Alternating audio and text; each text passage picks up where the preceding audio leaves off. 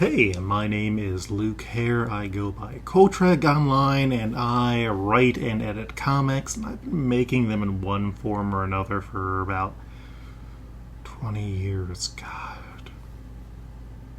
I've had successes and failures, and I want to help you, aspiring comic creators, and more specifically, aspiring comic writers, to make comics, because that's kind of the whole goal of everything. So before we go any further, I am not a big comic success. Like, you can't probably go into your store and find a book with my name on it. I haven't written for the big two. I've had limited paid comics work, and most of my work is self-published. But I would consider myself a comic success because I've completed writing fucking comics, and you can physically touch them. Like, I can go and pull a comic that I wrote right now, and I mean that's what comic success is probably going to be. Because if you want to write comics, it is important to understand that it is going to take a lot of work, and typically there's no reward for it even if you complete your project. Like, breaking even is unlucky, and a lot of the times completing your project is going to be unlikely. And that's not even getting into the idea of getting a job in the US comics market, which typically isn't going to be a sustainable thing. And if you get in, you usually get one chance, and even with a major publisher, all sort of things can happen. Like, oh, your first job is writing a tie-in superhero book for a movie that is going to come out, and then, the movie got delayed, so the book doesn't sell as well, or there weren't enough issue ones that were ordered, and so that series that you had been planning and dreaming about is now a miniseries, or the publisher just decides to cut back on what they're producing. And typically, unless you have a huge name for yourself, you probably aren't going to be able to get benefits like healthcare through your comics writing, which means that you either need to have a secondary job, or rely on other people in your life, or just, not even a secondary job, just tons of gigs, because the economy is not great, especially for creative people. There are so many creators now who they get some sort of health issue and they get hospitalized, and they move from, I'm writing this book, to I have to crowdfund to not get evicted and then vanish out of your lives forever, which is a huge indictment of our entire system, as we see superhero movies make millions of dollars and none of that really gets back to the creators.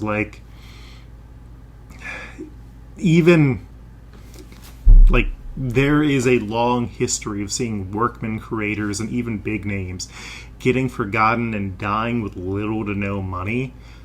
A bunch of writers just end up leaving comics to work in another creative field, typically one that has a union, because it's going to pay better.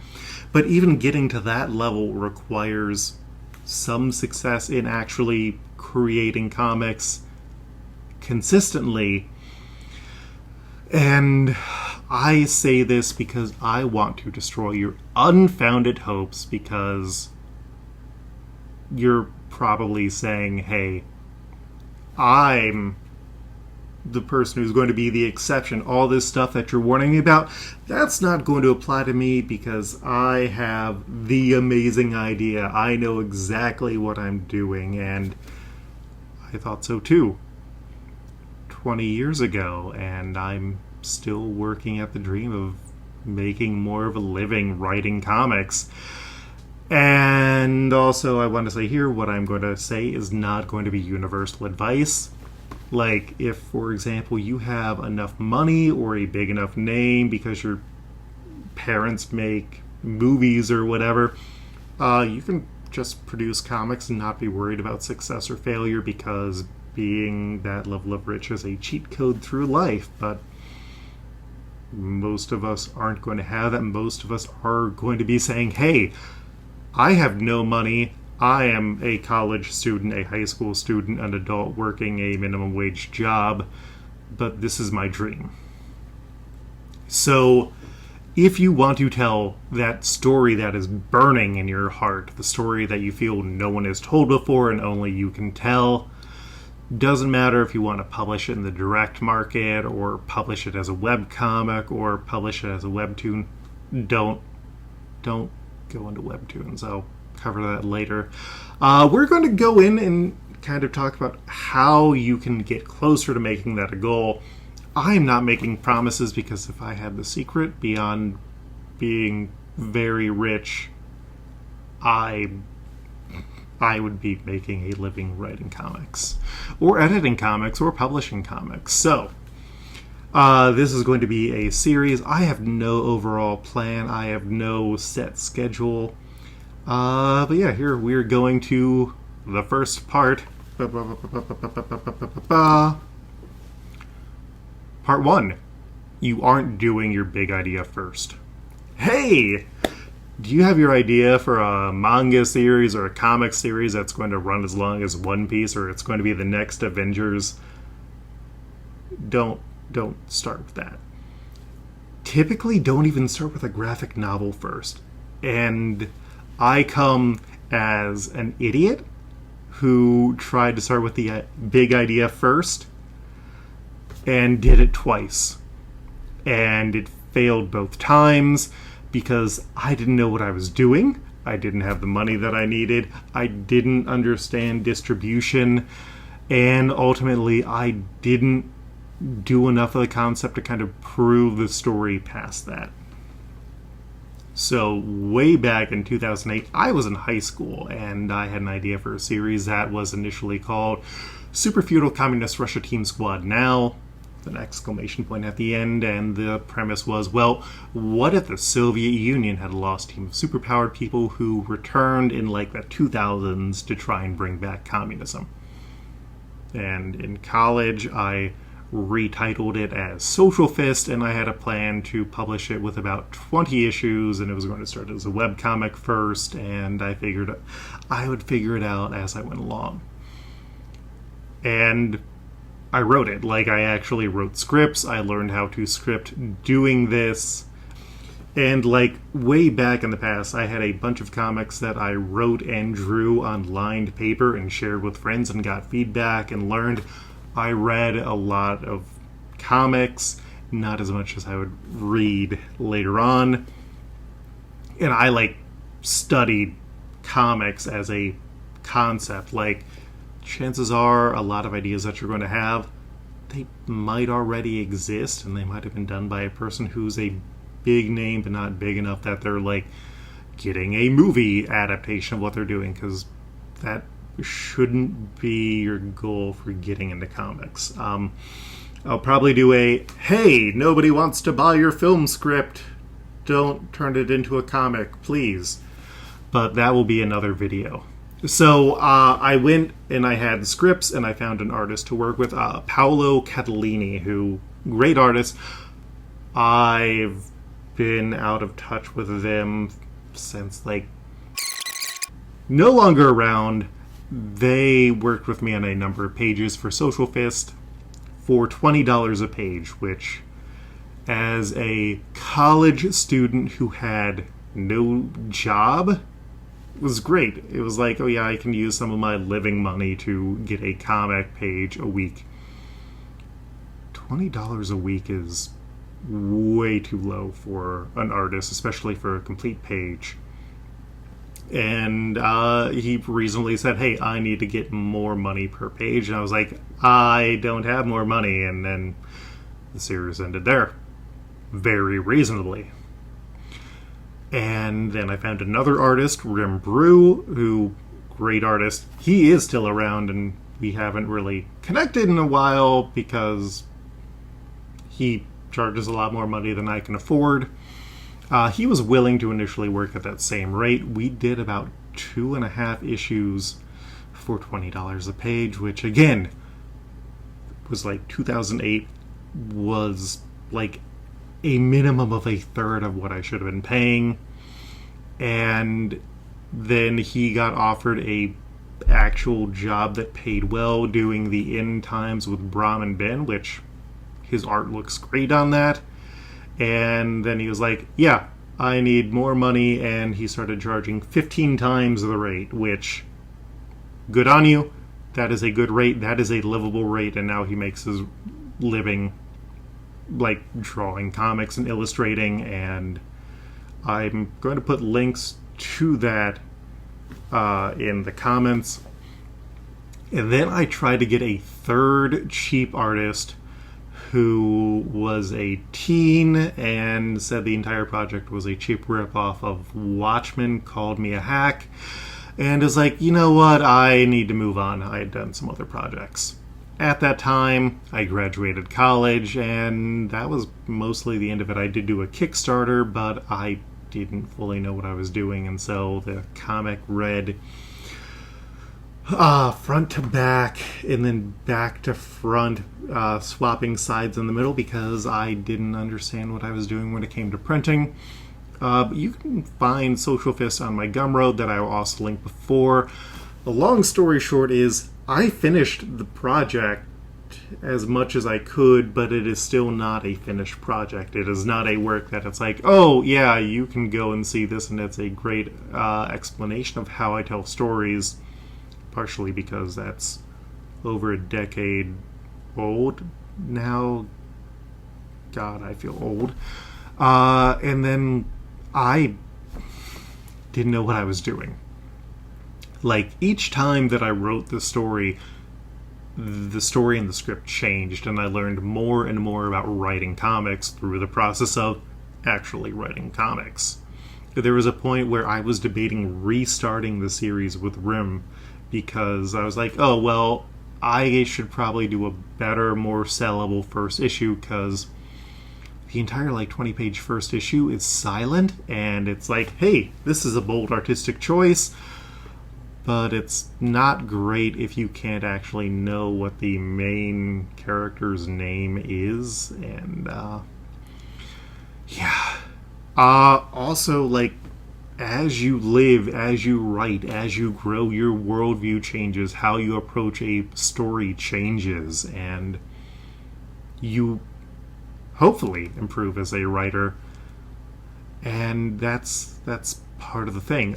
I was in a scenario where I finished more than a few pages. I actually had the website for it get a write-up in a Wizard magazine list of writers to look out for.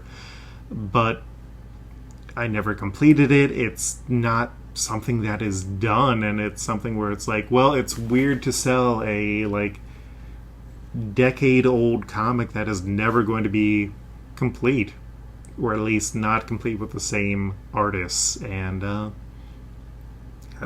that's why I'm going to say, don't do your big idea first. Tell something that you can give an ending. And the idea of having an ending, completing something, is something that media companies really have issues with now because they want infinite stories, they want crossover potential, or they'll split Fast and the Furious 10 into 2 movies, and it really just feels like, oh, the first one wasn't really complete. And writing something with an ending is something that is going to impress editors. It is going to be something that impresses readers. It is going to be something that you can say, hey, this is a complete story. So you can have more stuff that you want to tell in that world or with those characters, but just finish that story. Kind of rolling back, you don't want to use your big idea first, most likely because you just have a big idea that hasn't been worked out yet.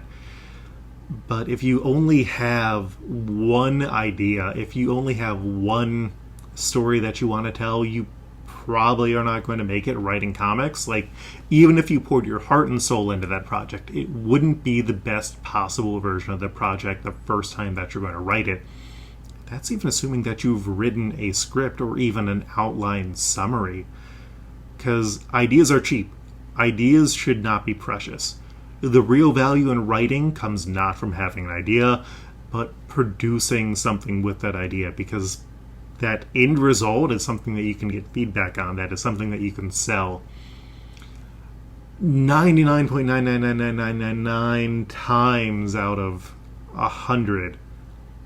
An idea is not enough. And if you really do want to tell that idea, you're going to still want to tell that idea in a decade, in 20 years, in 30 years, in 40 years, so you can spend that time to grow as a creator. Instead of starting with your one story, start small. Learn to tell something complete. 2000 AD, which is where Judge Dredd comes from, has been the starting point for a lot of creators, and they typically start with what are called future shocks, which are 2 to 3 page self-contained stories. Because if you can learn to tell a good and complete story in just 2 to 3 pages, you learn to appreciate the page, you learn to use the space, you learn to make everything count.